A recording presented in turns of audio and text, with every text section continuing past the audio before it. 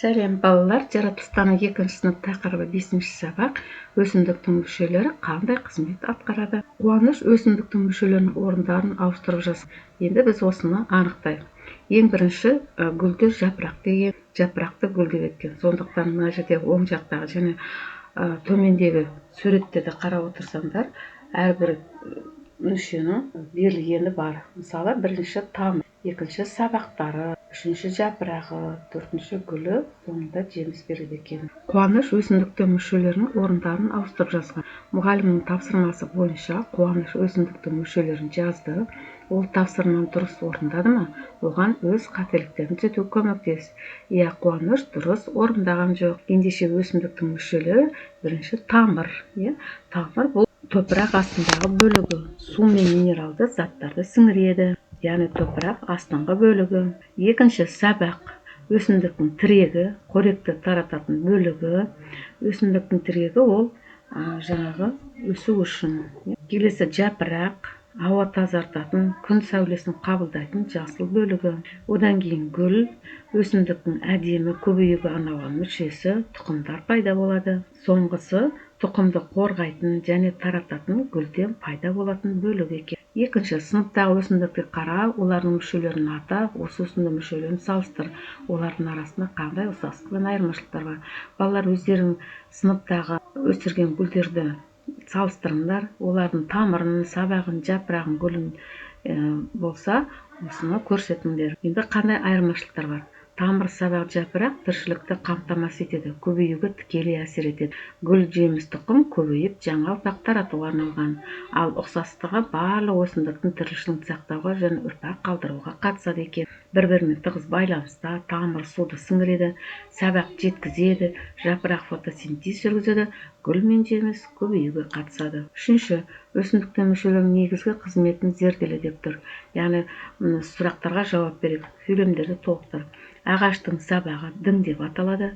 Ағашқа тамыры топырақтан суды және одан еріген қоректі заттарды сіңіреді. Ағашты жерді мықтап ұстап, жел мен дауылдан құлап қалмауға көмектеседі. Үшінші, қоректі заттар өсімдіктің басқа мүшелерінің өткізгіш ұлпалары арқылы жетеді. Сүйекше тамырда сіңірілген суды жоғары қарай жапырақтар мен басқа мүшелерге тасымалдайды. Төртінші тапсырма. Балалардың диалогын оқы, олардың пікірімен келісесің. Айсұлу айтады: жемістер өсімдікке жануарлардың қоректену үшін ғана қажет дейді. Ал Қуаныш болса, гүлдің орнында жеміс пен тұқым түзіледі. Айсұлудың пікірі жемістер мен өсімдікке жануарлардың қоректену қажет деген пікірі толық дұрыс емес. Себебі жемістің негізгі жануарларды қоректену емес. Дегенмен көптеген жемістер жануарлардың назарын аудару үшін дәмі, түрі, иісі болады. Жемісті жеген соң, оның ішінде тұқымдардан басқа жерге таратады. Қуаныштың пікірі гүлдің орнында жеміс пен тұқым түзіледі деген пікір. Бұл өсімдіктің көбеюіне негізгі кезең. Гүл өсімдіктің көбею мүшесі. Неліктен? Айсұлудың пікірі жемістердің жануарлармен өзара әрекеттесуін сипаттайды, бірақ негізгі мақсат емес. Ал Қуаныштың пікірі жемістің өсімдік өміріндегі негізі қалай түзілетінін дәл көрсетеді. Ол гүлдің тікелей жалғасы мен тұқымдарды қорғау мен таратуға арналған. Сондықтан Қуаныштың пікірі өсімдіктер тұрғысынан дәл және толық болып табылады. Бесінші, мәтінді оқы. Кактус, шөл өсімдігі. Яғни балалар осы жердегі мәтінді кітаптағын өздерің оқып аласыңдар да. Суреттен кактустың жапырақтарын, сабағы мен тамырын, кактустың әрбір мүшелерінің маңызын ата деп тұр. Кактус бізде шөлді жерде өсетін өсімдік. Тамыры, кейбір кактустың тамыры жер бетіне жақын, ал кейбірінің тамыры тереңге кетеді. Бұл суды жақсы сіңіру үшін және ылғалды сақтауға көмектеседі. Сабағы жапырақтардың орнын басады, қалың етті сабағы су жинап сақтайды. Тікенектердің орналасқан жер жапырақтың өзгерген түрі екен. Жапырағының негізгі міндеті суды буландыруды азайтады екен. Кесте арқылы көрсетейік. Жаңа кактустың мүшесі тамыры су сіңіреді, жинайды, сабағы су жинайды, қорек дайындайды, жапырағы тікенекке айналған су буланудан сақтайды екен. Тіршілік ортасы өсімдіктің сыртқы түріне қарай әсер еткен. Шөл тіршілік етуге қиын орта, себебі жаңбыр өте сирек жауады, күн қатты ысиды, ауа құрғақ болады. Осындай орта кактустың сыртқы пішініне ерекше әсер еткен. Шөлге бейімделу үшін кактус қандай өзгеріске ұшыраған? Кактус шөлді және құрғақ жерлерде өмір сүру үшін өзінің жапырақтарын тікенекке айналдырған. сабағын су жинайтын ниетті қылған, ал тамырдан суды тез сіңу үшін кеңге жайған. Осы өзгерістердің арқасында ол аптап ыстыққа сусыз ұзақ уақыт шыдай алады. Мінекей мына жерде жапырағы, мынау сабағы, ал тамыры мына екен. Кактустың сыртқы түрінің бейімделуі, яғни мына жерде кесте арқылы балалар өздері оқып көріп аласыңдар да. Қорытындылай келсек, шөлді орта кактустың суды үнемдеуге, күннен қорғануға және ұзақ өмірге арналған ерекше бейімделуін қалыптастырады екен. Сен білесің бе? деген жантақ Қазақстанның далалы және шөлді аймақтарында өседі.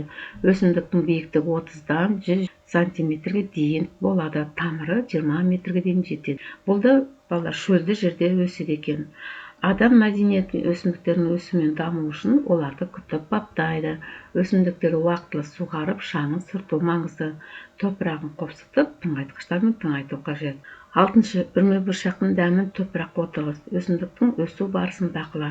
Балалар өздерінде үрме бұршақты мінекей осылай отырғызып, күнде оны бақылап отыру керек. Бізге мінекей қажетті құралдарды не істеу керек екенін жазып қойдық. Ыдыстың 3/4 бөлігін топырақпен толтырып, дәндерді 2 сантиметр отырғызып, әр дәннің арасына біраз орын қалдыр.